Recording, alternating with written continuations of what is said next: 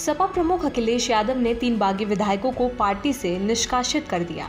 इनमें अयोध्या की गोसाईगंज सीट से विधायक अभय सिंह, अमेठी की गौरीगंज सीट से विधायक राकेश सिंह और रायबरेली की ऊंचाहार सीट से विधायक मनोज पांडे शामिल हैं। ये तीनों ही लंबे समय से सपा के खिलाफ काम कर रहे थे। पहले उम्मीद की जा रही थी कि सपा इन विधायकों के खिलाफ विधानसभा में सदस्यता खत्म करने की अपील करेगी, लेकिन सपा ने ऐसा नहीं किया। सपा के इस फैसले से फिलहाल इनकी विधायकी कायम रहेगी और सदन में इनकी स्थिति असंबद्ध विधायक के तौर पर होगी, यानी कि ना तो ये सपा के पाले में बैठेंगे और ना ही भाजपा के पाले में। यूपी में फरवरी 2024 में राज्यसभा चुनाव में सपा के 7 विधायकों ने पार्टी लाइन के खिलाफ जाकर भाजपा के उम्मीदवारों के पक्ष में क्रॉस वोटिंग की थी। इस घटना ने सपा को बड़ा झटका दिया था। इस वजह से सपा का तीसरा राज्यसभा उम्मीदवार हार गया था, जबकि भाजपा के सभी 8 राज्यसभा उम्मीदवार की जीत हुई थी। क्रॉस वोटिंग करने वाले विधायकों में अभय सिंह, राकेश प्रताप सिंह, मनोज पांडे, पूजा पाल, विनोद चतुर्वेदी, आशुतोष मौर्य और राकेश पांडे शामिल थे। अभय सिंह और मनोज पांडे ने बाद में भाजपा की सदस्यता भी ग्रहण कर ली थी।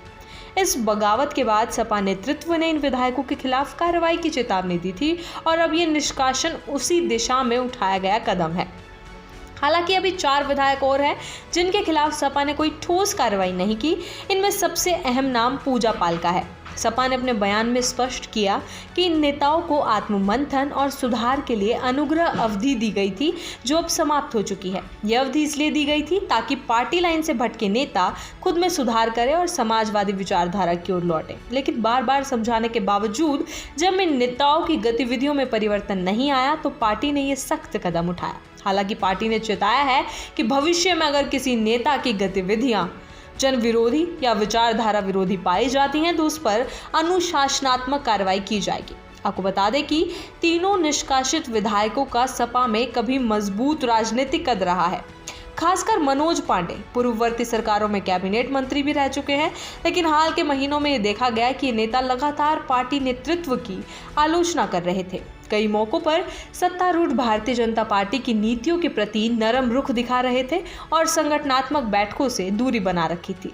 राजनीतिक विश्लेषकों का मानना है कि ये फैसला आगामी चुनावों से पहले पार्टी की एकजुटता को बनाए रखने की रणनीति का हिस्सा है। साथ ही ये संदेश भी है कि पार्टी अब अपने भीतर अनुशासनहीनता को बर्दाश्त नहीं करेगी। समाजवादी पार्टी ने कहा, जहां रहे विश्वसनीय रहे। ये केवल एक वाक्य नहीं बल्कि पार्टी की उस नीति का विस्तार है जिसमें विचारधारा के साथ ईमानदारी को सर्वोपरि माना गया है। सपा प्रमुख अखिलेश यादव पहले ही कई बार कह चुके हैं कि पार्टी अब केवल उन नेताओं के साथ ही आगे बढ़ेगी जो समाजवादी मूल्यों और पीडीए एजेंडे के प्रति प्रतिबद्ध है।